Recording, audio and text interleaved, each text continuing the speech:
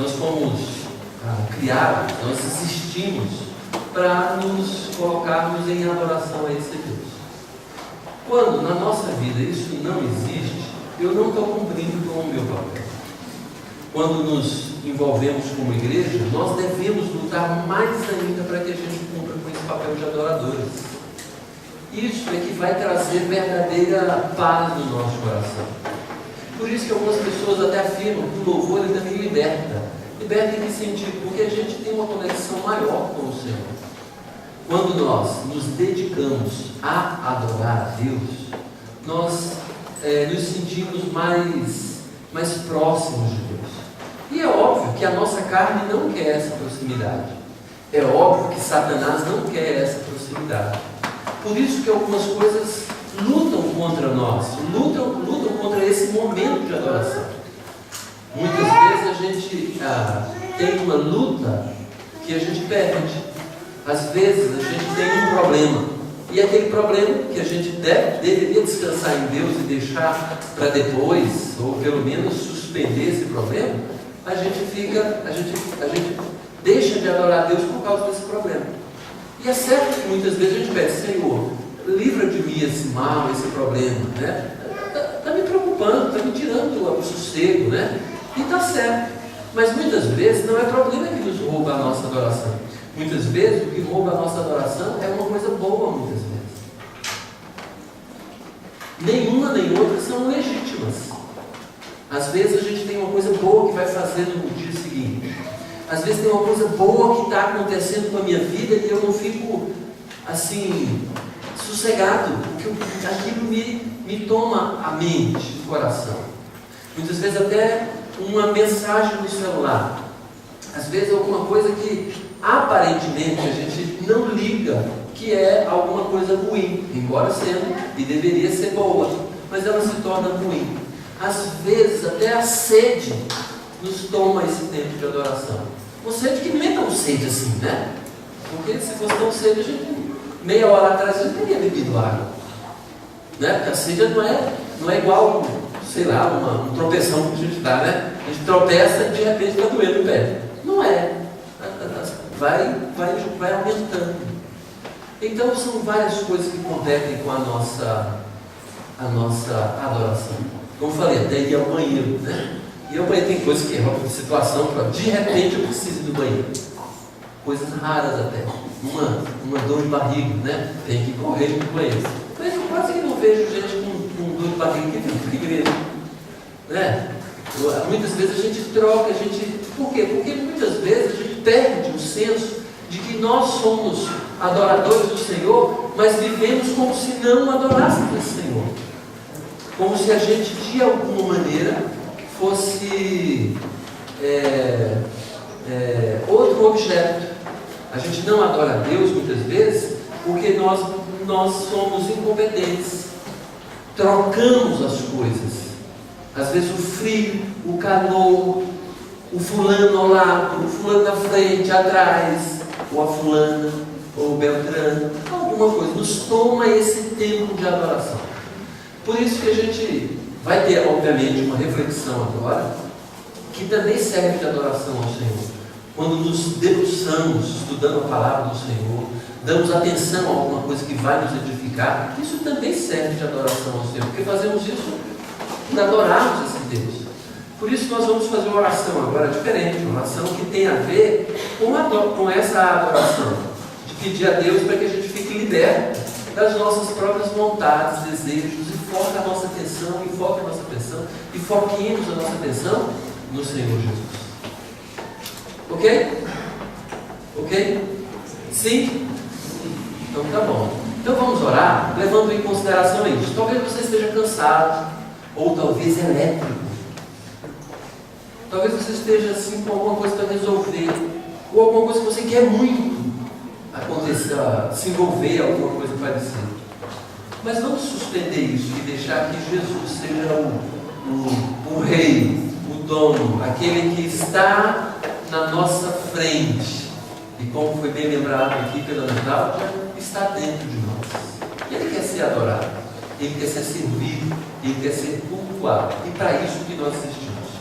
A nossa realização verdadeira é seguir a esse Deus, é adorar esse Deus. Então vamos orar. Feche seus olhos, curve sua cabeça e peça a Deus já: Senhor, que nada, de bom ou de ruim, me atrapalhe de adorar o Senhor. Que absolutamente nada de estranho ao Senhor me desvie a atenção do Senhor agora. Seja cansaço, sono, seja euforismo, seja uma coisa que eu ganhei ou algo que eu perdi. Pai eterno, queremos te agradecer, te louvar e te bendizer, pedir ao Senhor que o Senhor nos abençoe. Estamos aqui diante de Ti, louvando o Teu nome, e queremos que o Senhor mesmo nos abençoe com a bênção que precisamos para esta noite. Compreendemos claramente de que nós necessitamos do Senhor. Por isso rogamos os Teus cuidados agora sobre nós. Pai, por favor, nos abençoe. Nós dependemos do Senhor e pedimos que o Senhor mesmo venha sobre nós. Louvado seja o Teu nome, Senhor. Nos dá atenção devida às coisas do Senhor. Nos faça descansar no Senhor. O Senhor quer ser adorado por nós. Quer ser reconhecido como o grande Senhor, o grande Deus, o grande e poderoso Deus. Por isso pedimos ao Senhor que o Senhor faça isso esta noite. Nos abençoe com a Tua graça, com o Teu poder. Nos faça refletir acerca da nossa participação no reino do Senhor, na Tua igreja, nos campos do Senhor. Nos faça entender e compreender qual tem sido a nossa participação e o que o Senhor requer de nós. Nós te louvamos e te bendizemos em nome de Jesus. Amém. Ok, eu queria começar falando a respeito, obviamente, da Copa das Confederações, né? O Brasil, pela primeira vez, realiza um evento tão grande no que diz respeito a futebol. Boa parte do mundo, e principalmente aquela parte do mundo que gosta de futebol, tem a sua atenção voltada para o Brasil. Perto de 13 mil voluntários, pessoas que não estão por um salário, não estão por algum retorno que a gente possa imaginar financeiro, estão trabalhando na Copa das Confederações. 13 mil voluntários. Isso é de assustar.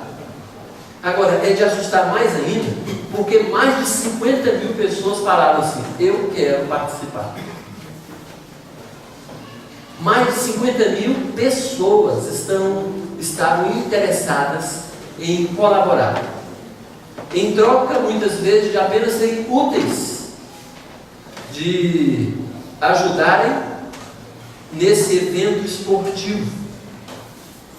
Essas pessoas já sabiam que deveriam ficar quase que exclusivas para o bom andamento desse evento. 25 dias, provavelmente. Ficarão uniformizados, foram e serão treinados durante esse período, e eles estão divididos em diversas áreas, para o bom andamento, obviamente. Desde segurar uma placa indicativa, né, com a seta. A pessoa, às vezes, o papel dela é apenas para dar direcionamento e mandamento, segura uma placa com a seta indicando que a turma ou o tumulto deve ser para o outro lado. Aí fica segurando a placa. Desde um serviço desse, até aquele serviço de alguma maneira, dar assessoria a algumas autoridades. A imensa maioria fica ansiosa para fazer o serviço que ele mesmo se alistou, foi treinado e quer fazer bem feito. Quer fazer bem feito. Se é segurar a plaquinha, quer segurar a plaquinha do melhor jeito possível, para que as pessoas não fiquem com dúvida de para onde deve ir, e vão se sentir realizadas com isso. Olhando para esse aspecto, né, que a gente pensa, até esses dias eu li um camarada tirando onda desses que são voluntários, falando assim: a Rede Globo vai ganhar zilhares de reais, a FIFA vai ganhar zilhares de reais, muitas empresas vão ganhar somas estratosféricas de reais, e eu vou trabalhar de graça para esse povo, para esse grupo. Por que tem tanta gente que trabalha? Por que tem mais de 50 mil voluntários? Parte 7.000, 6.000, se eu não me engano, é da FIFA mesmo, voluntários da FIFA. O outro grupo, 7.000, é voluntário do governo federal. Por que essas pessoas elas se voluntariam e querem fazer da melhor maneira possível? Porque elas reconhecem, veja só, que a vida ela não preenche na sua totalidade quando a gente faz as coisas pelo retorno financeiro. Boa parte desse pessoal, desse voluntário, quer aparecer, um minutinho de fama, seja na televisão, seja com uma autoridade, mas a grande maioria não está bem interessada nesse minuto de fama. Ele está interessado, sabe em quê? Em ser útil. Em ser útil. É engraçado isso, porque a pessoa pode ser até avacalhada entre os seus conhecidos, dizendo isso que esse camarada falou. Vou trabalhar de graça para essa turma ganhar dinheiro? E a pessoa diz, eu vou trabalhar de graça, porque não é o dinheiro que vai realizar ou me dar a realização. Sabe, na verdade, não é só a Bíblia que diz que nós devemos servir. A sociedade diz, inclusive, se você for olhar, por exemplo, qual é uma das competências que as grandes empresas querem de você, que vai procurar um bom emprego, um emprego chulé, o pessoal não liga muito para isso não. Mas um bom emprego, vai olhar no seu currículo se você é voluntário em alguma coisa. Se você não sabia disso, saiba agora. E você que serve a igreja como voluntário, tocando instrumento, arrumando os bancos, você pode catalogar isso no seu currículo. E isso vai ser considerado como... Isso gera, obviamente, aquela questão que muitas empresas colocam, dizendo assim, essa pessoa, ela não está aqui para derrubar as outras, para passar por cima das outras. Não. Essa, nesse emprego bom, porque o emprego chulé, emprego não vai ligar muito para isso, mas um emprego bom vai levar em conta o seu voluntariado, sim. Por isso que algumas pessoas se associam a ONGs e a trabalhos voluntários, às vezes até para incrementar o currículo. E vai colocar no currículo, esse pessoal, fui voluntário na Copa das Confederações realizada no Brasil no ano de 2013. Opa, é diferente daquele que não é voluntário para nada. Daquele que não faz nada a não ser olhar para o seu próprio umbigo. Então, já a partir daí, a gente começa a olhar que o nosso movimento cristão, o cristianismo, ele tem um foco diferente. Porque Jesus diz que a gente tem que servir. O próprio Deus, Jesus, quando veio na terra, ele veio e falou, olha, eu não vim ser servido, eu vim servir. Isso já seria suficiente para nos abalar, olhando para Jesus. Mas olhando para o nosso lado e ver tanta gente se empenhando para servir, também deveria nos abalar. Nós que somos cristãos, nós que sabemos a razão pela qual nós nos encontramos aqui hoje, esta noite. Porque, olhando para isso, eu queria que a gente, óbvio, pensasse a respeito das Copas das Confederações, no que diz respeito ao voluntariado e à igreja, eu e você, como participantes do trabalho nos campos ou na seara do Senhor.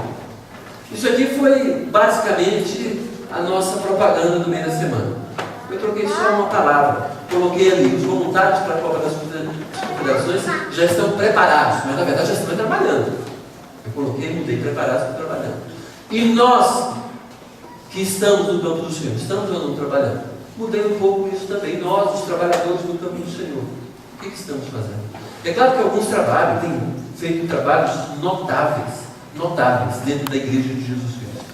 Mas outros, muitas vezes, poderiam fazer mais, não fazem, aqueles que poderiam fazer alguma coisa e não fazem. Por isso que vale a pena a gente refletir acerca de algumas coisas. Primeiro, o trabalho da Copa das Confederações é terreno, passageiro e, sinceramente, não muda radicalmente a vida de ninguém. Isso tem uma festa, uma celebração legal, leva até isso para muito tempo depois, mas sinceramente não muda a vida das pessoas. Um maconheiro não deixa de fumar maconha participando da Copa das Confederações, nem assistindo e muitas vezes nem sendo voluntário. Um drogado não é voluntário. Um pai de família que é negligente, um filho que é desobediente, geralmente não muda. Mas o trabalho na seara, nos campos do Senhor, é eterno, não é passageiro. É do céu, não é terreno. E serve para transformação de vidas. se temos um trabalho mais valioso, se temos até mais interesse que isso dê certo, embora nem todos acreditam assim. Às vezes a gente está na igreja e trabalhando com as pessoas da igreja, nem sempre a gente está tão interessado que dê certo. Vamos trabalhar, vamos fazer, vamos executar. Às vezes é assim, igual a gente vai para a igreja. Às vezes a gente vai para a igreja sem expectativa nenhuma. Às vezes a gente vai para a escola dominical, às vezes para o culto à noite, às vezes para uma atividade, para uma rede social, sem expectativa. Sai de lá muitas vezes, ou sai da igreja do mesmo jeito que entrou, como que estivesse dizendo para si mesmo: perdi meu tempo. Mas não porque não teve nada que não pudesse aproveitar, mas que não deu valor. Por quê?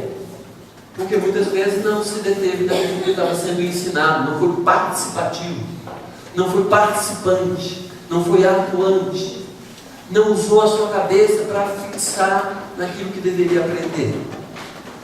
E olha, a igreja de Jesus Cristo, os cristãos são muito mais numerosos do que aqueles 13 mil que atuam hoje na Copa das Confederações. Muito mais numerosos. E sinceramente, nós, a grande maioria, tem melhores motivações. Muito melhores motivações.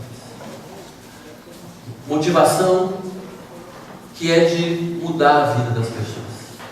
É de levar uma esperança para quem não tem esperança. Ajudar aquele que está passando necessidades, ajudar aquele que está passando conflitos, aqueles que estão em guerras interiores. Tudo isso são muito mais nobres do que ajudar outras pessoas a até ficarem mais ricas como na Copa das Confederações, ajudar mais pessoas a ficarem mais felizes por gritar gol do Neymar. Conta, não. Mas é importante que a gente, de alguma maneira, comece a compreender acerca disso. Por isso que nessas 3 semanas a gente vai trabalhar e vai focar a nossa atenção nessas 3 direções aqui que eu já dei a lista, né? Hoje vamos falar sobre o time, semana que vem sobre o técnico e na outra semana sobre a torcida. O time, no que diz respeito a que nós somos o time. Ou quem é o time? Faço parte desse time ou não? Eu sou o técnico, muitas vezes a gente acha que é o técnico. Muitas vezes a gente quer dar orientação, na verdade a gente precisa de agir. Mas muitas vezes a gente fica cobrando as pessoas porque a gente não quer atuar. Então é melhor apontar a vara do outro do que a gente agir, do que a gente atuar. E muitas vezes a gente é só torcida. Embora a gente deva torcer pelos pares, por aqueles que estão trabalhando também, mas a gente nem liga. A gente fica só de fora sendo de torcida também. Comemora o gol. Mas Deus, obviamente, quer que a gente torça, mas quer que a gente torça jogando, igual parte da equipe mesmo. Não é assim? Quando um faz um gol ou um faz um serviço bem feito, se é a equipe, todo mundo vibra. Que além de ser participante, também é torcedor. Mas por que muitas vezes a gente quer ficar só na torcida? Então a gente vai refletir essas 3 semanas acerca disso. Hoje, porém, entretanto, o nosso foco é falar um pouco do time, ok? Falar a respeito daquilo que a gente entende que deve ser a nossa reflexão a respeito de Jesus tem um time, tem uma equipe. O nosso Deus é um técnico. E eu sou o time de uma equipe que às vezes não joga, mas certamente vai trabalhar. O time a que me refiro, obviamente, um time de voluntários que servem Jesus Cristo, que glorificam, que adoram esse Deus através de trabalho, que amam as pessoas, amam a Deus amando as pessoas. Nós temos um texto aqui, eu tenho um texto aqui para compartilhar com vocês, que é em Mateus capítulo 9, verso 37. Você pode abrir aí ou você pode acompanhar comigo. Espero que esteja... Dá para ler, né? Acho que não tem grande problema de ler, tá? As coisas que não estão boas. Mas o texto diz assim: e então se dirigiu a seus discípulos. Quem dirigiu a seus discípulos? Jesus Cristo. Aí Jesus ele falou assim: a seara, na verdade, é grande. A seara, na verdade, é grande, mas os trabalhadores são poucos. Gente, é uma conclusão que Jesus teve há 2000 anos atrás. Embora eu perceba hoje, e você deve perceber também, que a seara ela continua do mesmo tamanho. A pergunta é: será que os trabalhadores ainda são poucos? Eu digo, são. O campo de atuação é grande. O campo que deve, de alguma maneira, a gente atuar, ou a igreja que deve atuar, ainda é grande. Mas os trabalhadores, embora tenha aumentado, a gente percebe, né? Ainda falta trabalhadores. O contexto dessa passagem se refere a uma conversa de Jesus, que Jesus estava tendo com os 70 que ele direcionou para pregar o Evangelho naquelas regiões ali. Uma região grande, mas Jesus mandou 70 pessoas em pares, e eles foram para evangelizar aquelas pessoas. E muitas coisas aconteceram nessa viagem que aqueles homens fizeram.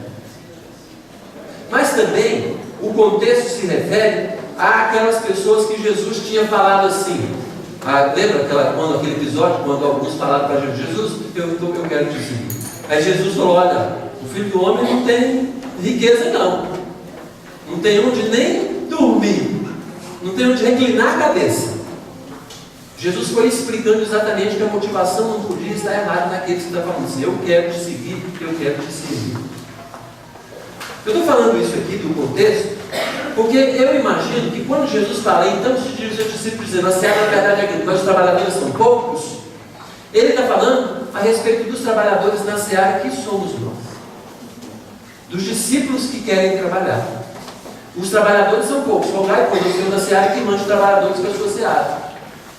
Jesus tem muitos discípulos. O fato é que nem todos os discípulos trabalham. Jesus está falando assim: são poucos os trabalhadores. Não são poucos os discípulos de Jesus. São muitos. Mas são poucos os que trabalham. A primeira pergunta que você deve fazer é: sou discípulo de Jesus? A minha vida realmente pertence a Jesus? Eu entreguei a minha vida para Jesus mesmo? Quer dizer, eu recebi a graça salvadora de Jesus? Estou indo para o céu? Se sim, você deve fazer outra pergunta: sou um trabalhador? Eu tenho me dedicado no trabalho do Senhor Jesus? Aquele que diz assim: olha, a seara é grande, mas os trabalhadores são poucos. A seara continua grande porque o tamanho, ela continua grande. Mas os trabalhadores, infelizmente, ainda continuam poucos. Continuamos poucos trabalhadores na seara do Senhor. E a razão é muito simples. É porque muitas vezes, quando nos tornamos discípulos de Jesus, a gente foca a nossa atenção no discipulado, de seguir Jesus, de uma outra maneira. A gente pensa assim: eu sou discípulo de Jesus, então eu tenho que cuidar das minhas coisas. É um ledo engano. Nós fomos convocados por Jesus, chamados por Jesus, para operarmos, trabalharmos no campo. E aí a gente fica muitas vezes focado em nós mesmos, não somente em nós. Sou discípulo de Jesus, agora eu tenho que cuidar da minha vida. É certo que tem, mas não é para finalizar na sua vida. É para você e eu sermos operadores, trabalhadores na seara do Senhor, fazendo com que Ele seja conhecido em todos os lugares. Mas a gente fica rodeado de coisas: tenho que cuidar do meu filho, tenho que cuidar da minha vida, cuidar do meu trabalho, cuidar das minhas coisas. Das minhas coisas. E se perde. Quando Jesus ele afirmava claramente de que para ser discípulo dele tinha que fazer a vontade dele, para seguir, não podia de maneira nenhuma, ao lançar a mão do arado, não podia ficar olhando para trás. A gente está falando a respeito disso. No dia que nós entregamos a nossa vida para Jesus, para seguir Jesus, a gente tem que entender: eu não mando mais em mim. Está fácil da gente entender que nós somos esse time, essa equipe de trabalhadores de Jesus. Dentre os discípulos de Jesus, nós somos aqueles que devem trabalhar. O time de Jesus é aquele que, veja só, esse time que eu estou falando, não é o de discípulos, mas dos discípulos que atuam, que trabalham. Não é aquele que sempre fala assim: venha a nós, só venha a nós, só venha a nós. Mas é aquele que se preocupa com o reino de Jesus, o vosso reino, o reino do Senhor. Não apenas aquela ideia, eu estou na igreja, agora eu tenho que ter, eu tenho que ganhar, não. Pertenço a Jesus, eu tenho que ser. Pertenço a Jesus, eu tenho que fazer, eu tenho que servir. Quem disse para Jesus assim: Jesus, eu quero trabalhar, já disse para Jesus: eu quero fazer parte do time. Quando eu estava em São Paulo, há 15 anos atrás, acho que é isso, acho que foi na época que o Gama estava fazendo, tinha um time do Gama, o time da Sociedade Nacional do Gama, tinha uma projeção nacional, estava jogando na primeira divisão. Aí tinha um camarada que tirava onda, que nunca tinha ouvido falar do Gama, né? Mas eu sabia falar do Gama porque eu era do Gama e as pessoas me conheciam do seminário, né? Aí eu aproveitava para tirar onda do pessoal. Aí tinha um camarada que falava assim: ó, o Gama há pouco tempo era assim. Aí falava assim que qualquer pessoa que ia no Miserão de camisa do Gama já entrava sem pagar ingresso. Se o camarada fosse com camisa e calção, já ficava no campo. Ele falava isso. E se o camarada ainda fosse com camisa, calção, meião, chuteira, já entrava jogando. Já jogava no time. Ele tirava essa onda comigo, né? Falava: não, isso assim é o Vasco, isso é o Botafogo, assim desse jeito não trabalhando. Mas veja só, nós já jogamos nesse time quando dissemos para Jesus lá atrás: Jesus, eu quero atuar no time do Senhor. Quando eu entendi claramente que não vivo para mim, quando eu entendi que ser cristão é servir, quando eu entendi que a glória de ir para o céu, Jesus já me concedeu, e eu, mesmo que faça qualquer coisa, não consigo pagar, mas eu quero servir em gratidão para a glória dele. Olhando para ele, olha, eu entendi que eu sirvo é para a glória desse Jesus, então eu quero fazer alguma coisa para servir para a glória dele. Ficar parado, viver uma vida de egoísmo, olhando para si mesmo, para os seus problemas, para as suas realidades, isso aí não glorifica o nome de Jesus. Por isso então que a gente já tem que começar a partir desse prisma. Então Jesus se dirigiu aos seus discípulos: a seara na verdade é grande, mas os trabalhadores são poucos. Rogai, pois, o Senhor da seara que mande os trabalhadores para a sua seara. Aí a gente muitas vezes não quer imaginar que o rogar pode ser também a resposta de oração. Quando a gente fala assim: rogai, pois, o Senhor da seara, Jesus está falando para aqueles que estão trabalhando e reconhecem que o trabalho é muito para tão pouco trabalhador. Quem atua na igreja sabe disso, ou não? Quem atua na igreja percebe essa: puxa, a gente bem que podia ter uma pessoa a mais aqui nesse ministério. A gente bem que deveria ter mais voluntários para atuar com as crianças lá atrás. Bem que a gente poderia ter mais voluntários para ajudar equipamento, ajudar a igreja, ajudar a mobília da igreja, para ajudar a servir em alguma coisa. Basta começar a atuar, a pessoa pensa assim: precisamos de mais gente. Aí Jesus fala assim: então ora, roga ao Senhor. Muitas vezes a gente pensa assim: rogai, pois, ao Senhor da seara que manda trabalhadores para a sua seara. A gente pensa que é só essa questão de orar para mais missionários no campo, orar para mais pastores. Gente, trabalhador na seara do Senhor somos todos nós. Então é necessário que a gente entenda que é bem provável você não tem vocação pastoral, não tem vocação missionária, mas você é cristão. Tem alguém orando por sua vida, tem alguém falando assim: fulano, ou Deus, manda fulano, ou manda fulano porque manda alguém, e você é um desses que estão aptos para o trabalho do Senhor. O time, fazer parte do time. Primeiro aspecto dessa questão do time é que o time é formado pelos discípulos que aceitaram trabalhar. Você já aceitou trabalhar? Resumidamente, fixe isso no seu coração e na sua cabeça: eu faço parte do time do Senhor, porque um dia eu falei para o Senhor: eu quero trabalhar. É tão legal, eu acho, servir. Olha, tem gente que se envolve cantando. Eu gostaria de cantar também. Senhor, me usa em qualquer área que seja para servir o Senhor, para te adorar. Senhor, eu gostaria de ensinar, gostaria de arrumar alguma coisa. Eu gostaria de cuidar dos carros lá fora, para que as pessoas que entram aqui na igreja tem carro fiquem despreocupadas. O time de de Jesus Cristo é formado pelos discípulos de Jesus que aceitaram trabalhar. Se a gente guardar isso, a gente já está indo, olha, já tem grande possibilidade de entender todo o nosso tempo aqui de reflexões acerca desse período de voluntariado. Copa das Confederações. Quando você for assistir um jogo, certamente você vai assistir pelo menos mais uns 2, eu acho.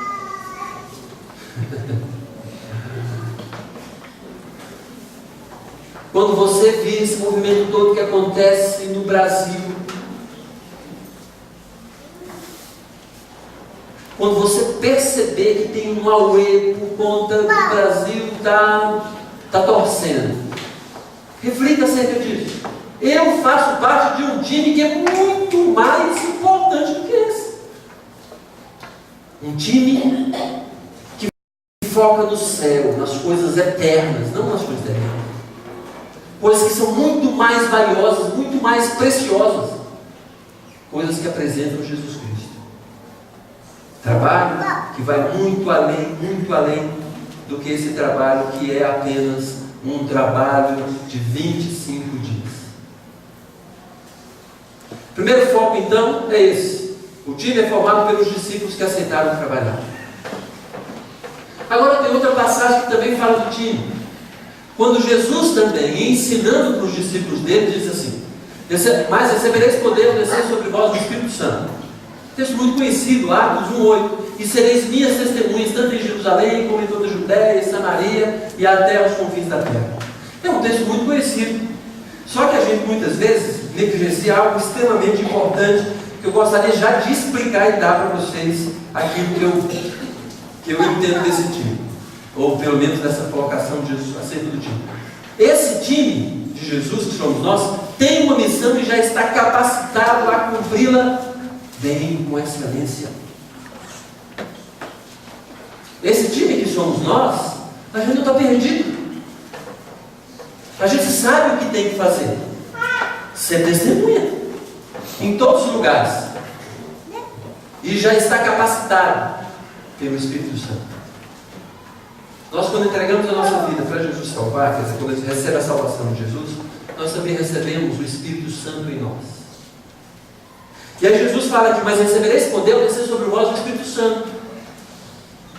Eu acho engraçado isso aqui. É um dos textos que, cada vez que eu olho para esse texto, eu vejo uma nuance, uma observação diferente. Ao estudar esse texto, que a gente estudou várias vezes, eu percebi algumas coisas importantes aqui. E talvez aquela que mais me chamou a atenção é que o Espírito Santo, além de ser o nosso capacitador, mas recebereis receberei poder, ao descer sobre vós o Espírito Santo. Olha só o que ele diz aqui: e sereis minhas testemunhas. O Espírito Santo, ao mesmo tempo que é o nosso capacitador, é aquele que vai motivar a gente a fazer. Em outras palavras, ter o Espírito Santo gera o fazer discípulos, o ser testemunho. Se isso não está acontecendo contigo, é porque você tem de alguma maneira anulado a atuação do Espírito Santo. Uma coisa puxa a outra. O Espírito Santo me capacita, mas também me motiva. Ele me dá um empurrão. Ele me expulsa para fazer. Quando Jesus falou lá atrás: rogai ao Senhor da seara que mande trabalhadores para a sua seara, a palavra mandar ali é a mesma que expulsar, usada para expulsar demônios, usada para expulsar gente de uma área para outra. Então Jesus está falando para que o Senhor expulse a pessoa que está quieta, sem querer fazer nada, sabe que precisa ser feita alguma coisa, mas não está fazendo. Então Jesus rogai ao Senhor da seara que empurram. O cara pode fazer, está capacitado, mas não está querendo fazer. Então dá um empurrão, manda. Aí a gente fala: Senhor, então expulse alguém da sua região de conforto para que execute o trabalho. E aqui, mas recebereis poder de execução, poder, capacitação. Ao descer sobre vós o Espírito Santo, e sereis minhas testemunhas tanto em Jerusalém como em toda a Judéia e Samaria e até os confins da terra. Nós temos uma missão: ser testemunhas de Jesus em todos os lugares. E já estamos capacitados com o Espírito Santo para cumprir a tarefa tarefa comercialista. Vale então a gente entender que nós já fomos capacitados, temos uma missão clara e objetiva, e o Espírito Santo já nos concedeu o poder, a capacitação, mas também tem falado assim no nosso ouvido: não vai fazer não. Talvez a melhor forma da gente entender isso é imaginar assim: Deus, Ele não é apenas um time para executar a tarefa dele. Ele tem uma ferramenta para executar, e essa ferramenta somos nós. Sabe por quê? Porque Ele é quem amola a ferramenta. Ele é quem me capacita. Ele é quem me bota em circunstâncias para falar dele. Ele é quem me dirige lá na escola, no trabalho, na rua, em casa, na igreja. Ele é quem me cerca de possibilidades. Então Ele está querendo fazer. Mas nós que somos uma ferramenta dele, se nos fecharmos ou não queremos obedecer, Ele não nos usa para fazer. Talvez seja melhor a gente entender isso. Nós somos uma ferramenta que tem escolhas. Uma ferramenta que Deus quer usar, mas nós podemos dizer para Deus: não quero ser usado. Por isso que vale a pena então a gente sempre falar para o Senhor, né? Senhor, eu quero ser usado e eis-me aqui, estou disponível para o Senhor. Eu vou executar a tarefa. Dentre essas coisas que nós podemos refletir acerca dessa passagem, eu queria que a gente focasse então nessa questão de nós já fomos capacitados pelo Espírito Santo para fazer a tarefa bem feita. E tem uma tarefa para ser feita: sermos testemunhas de Jesus Cristo onde nós estivermos, em todos os confins da terra. Abisaí, eu não posso ir lá entre os índios, mas posso ajudar. Não posso? Podemos. Hoje mesmo vimos mais cedo entre os ribeirinhos da Amazônia, outro povo que é negligenciado, passa sérias dificuldades, pouca gente é alcançada ali porque não tem trabalhadores. Mas os que têm, podemos cooperar em oração, em contribuição financeira, em envolvimento. Hoje sempre vimos isso com o Nilson, acerca desse trabalho. E do trabalho que vai ser feito recentemente nesse projeto ID, né? Lembra lá? A gente orou por isso também hoje cedo. Então vale a pena a gente pensar assim: puxa vida, talvez eu não seja aquele que estará na Índia, como o Romário, o missionário Romário de sua família. Talvez eu não seja aquele que vai estar lá em qualquer outro canto, mas posso ajudá-los.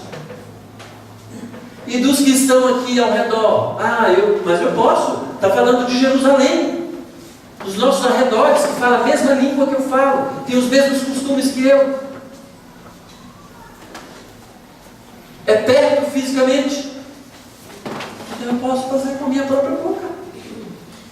Eu posso fazer com o meu próprio jeito, levando em conta aquilo que eu tenho, o meu linguajar, inclusive, que as pessoas entendem com mais facilidade. Ser testemunha de Jesus. O foco central, então, a missão: ser testemunha de Jesus onde nós estamos e também onde nós não estamos. Eu já sou capacitado. Mas como é importante a gente lembrar: o Espírito Santo é nosso capacitador, mas também é o nosso motivador. Quando recebemos o Espírito Santo, seremos testemunhas. É consequência. Causa. Qual é a causa? Receber o Espírito Santo. Qual é o efeito? Ser testemunha. Jesus não cobra de um incrédulo ser testemunha dele. Por quê? Porque não tem a capacitação. Mas Deus fala que eu posso ser. Agora, se eu anular o Espírito Santo, a ação do Espírito Santo em mim, eu não serei. Então, o efeito que é ter o Espírito Santo é ser testemunha. Versículos anteriores a Atos 1:8, os discípulos de Jesus, os judeus que estavam ali, tinham entendido quando Jesus falou a respeito dessa promessa que nós receberíamos do Espírito Santo. Eles ficaram impressionados. Então, vai acabar o mundo. É o tempo então de restauração de Israel. Tudo que nós sonhamos. Jesus, não, ainda não é essa hora. Por que eles pensaram assim que o mundo já ia acabar? Porque Jesus falou da descida do Espírito Santo sobre nós. É algo fantástico que eles entendiam. Puxa vida, então todos teremos o Espírito Santo como Davi tinha, como os profetas tinham. E Jesus, sim. Então vai acabar o mundo. Chegou a glória. Vamos todos para o céu daqui a pouco. Jesus, não. O poder é verdadeiro, mas o finish, o término desse período ainda não é agora. Porque vocês têm uma missão a cumprir, que é ser minhas testemunhas até os confins da terra. E para os judeus, para aqueles cristãos lá naquela época na Judéia, nós também poderíamos ser considerados confins da terra.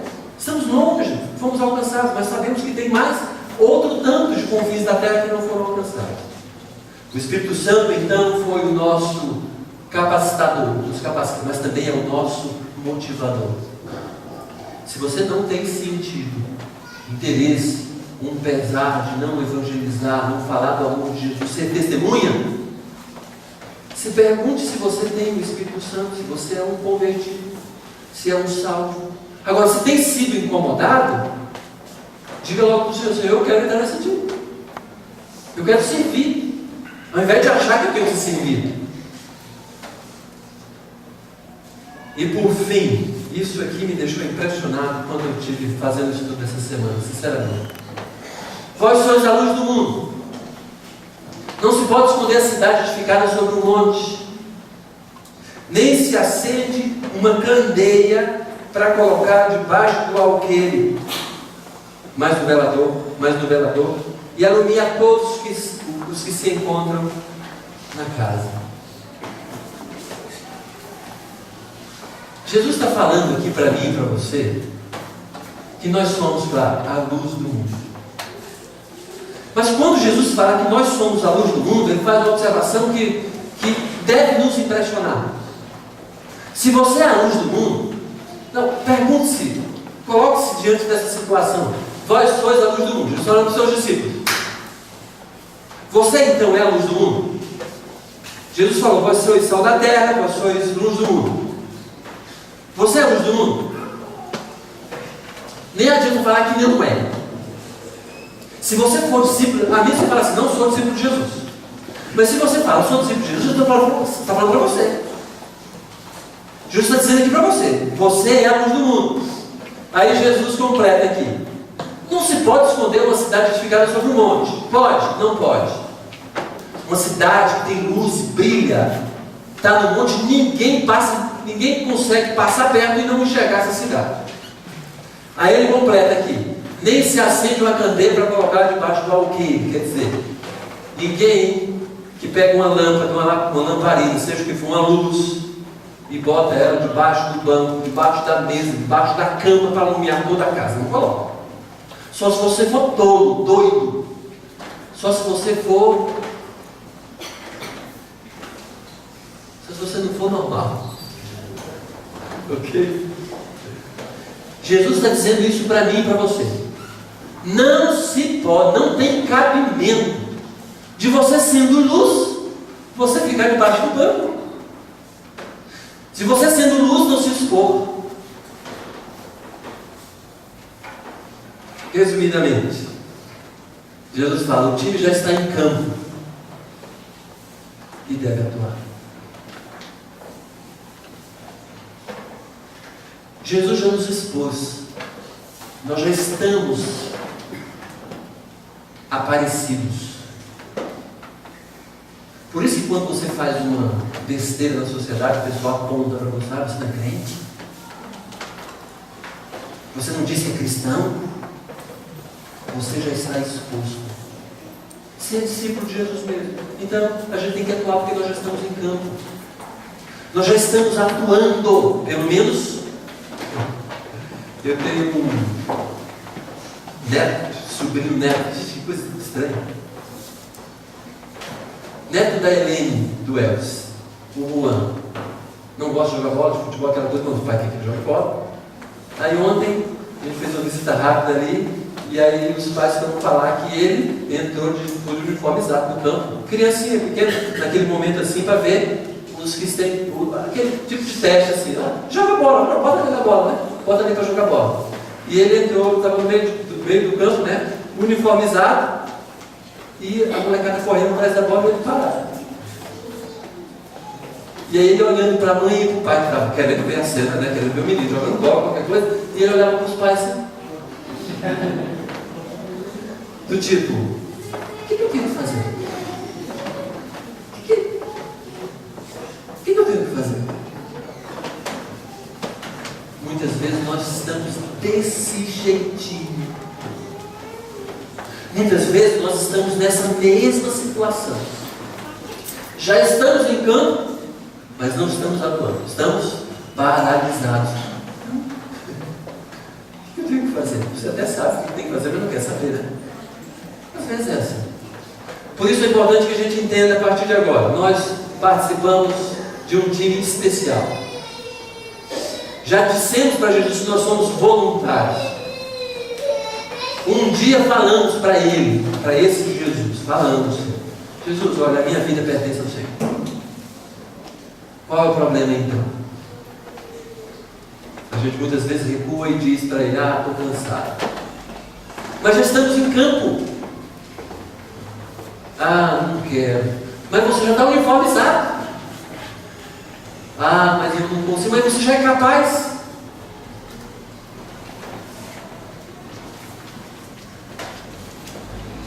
O time ele é formado pelos discípulos que aceitaram trabalhar.